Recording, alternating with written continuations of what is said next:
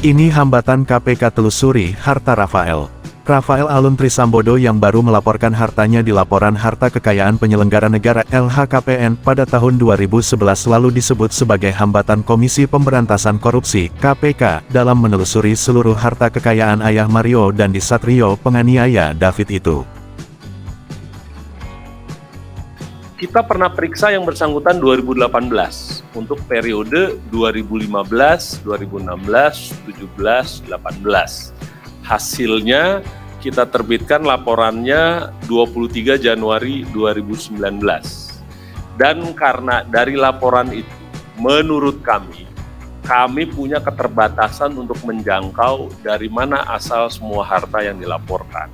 Jadi kami berkoordinasi dengan Inspektorat Jenderal Kementerian Keuangan, kita bilang ini kita periksa, gitu. Hasilnya hartanya ini, kita cek ke lapangan, yang secara administratif disebut di laporan itu oke. Yang secara administratif banknya disebut bank ABCD istri anaknya itu benar. Tidak ada rekening di luar itu atas nama yang bersangkutan, anak dan istri yang tidak dilaporkan. Waktu itu begitu. Tapi kok kita merasa nggak dengan angka kekayaan dan transaksi bank yang sangat aktif, kita merasa kayaknya ada yang nggak pas nih gitu ya. Waktu itu 2019 kita datang, oleh karena itu hampir tidak ada tindak lanjut yang signifikan sesudah itu.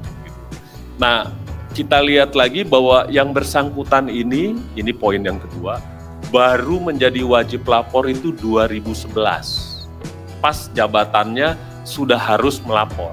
Jadi sebelum itu dari LHKPN tidak punya wewenang untuk mengambil data ataupun informasi sebelum 2011. Karena yang dikasih LHKPN 2011 ini surat kuasanya buat tahun itu.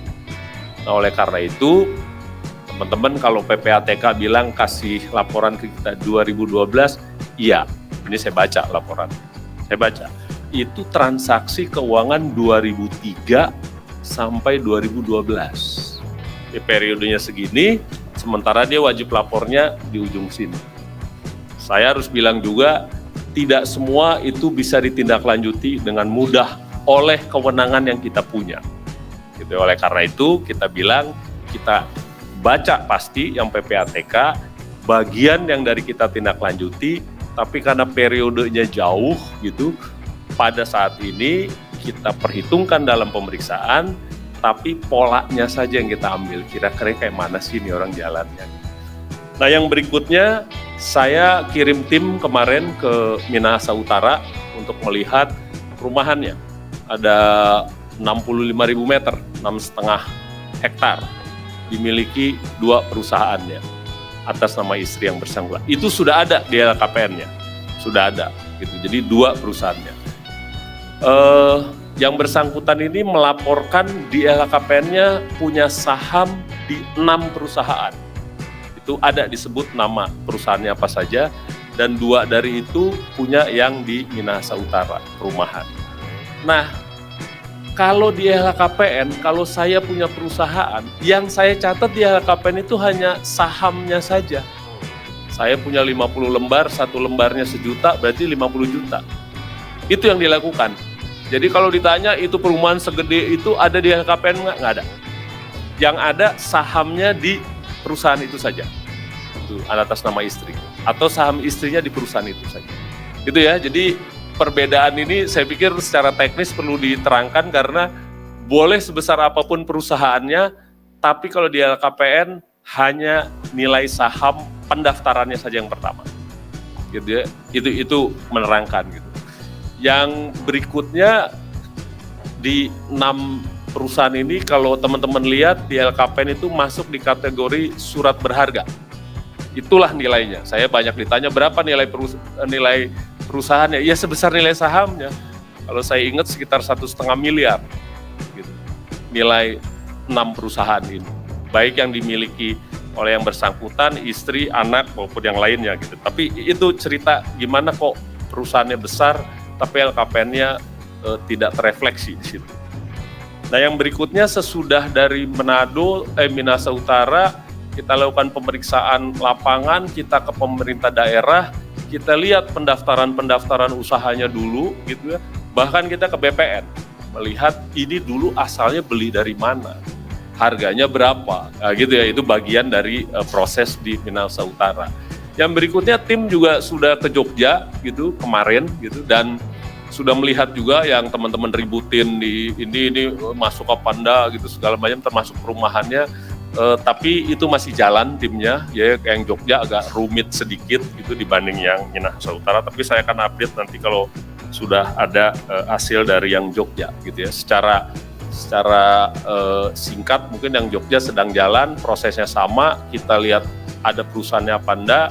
Kalau ada pemilikan propertinya, kita lihat nama siapa, kita ke BPN gitu ya. Tapi sekali lagi yang di LHKPN hanya yang atas nama yang bersangkutan, istri dan anak.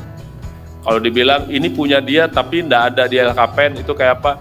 Kita lihat dokumennya. Kalau emang bukan atas nama dia, istri dan anak, memang dia tidak wajib mencantumkan di sana. Gitu ya. Itu yang progres yang di KPK gitu. Dan klarifikasi sedang berjalan, PPATK sudah. Dan sekarang kenapa kita perlu dengan Inspektorat Jenderal? Teman-teman kalau dia cerita ada di perusahaan, KPK tuh enggak punya wewenang membuka transaksi perusahaan. Tidak ada wewenangnya sama sekali. Gitu. Oleh karena itu kita bilang kita periksa sekarang tambahan dari 2015-2018, kita periksa lagi untuk 2019, 2020, 2021, plus kita koordinasi sama Irjen kemarin itu kita bilang ini dia ada perusahaannya. Gitu. Kita nggak bisa, gimana nih cara, ini kita mau koordinasikan dengan Irjen, gimana caranya supaya itu di perusahaannya bisa dilihat juga dan diinformasikan ke KPK. Di samping yang PPATK yang periode lalu ini udah kejauhan gitu ya, dan dia belum wajib lapor, kayak apa juga ini. Nah, itu kita bicarakan juga dengan Irjen.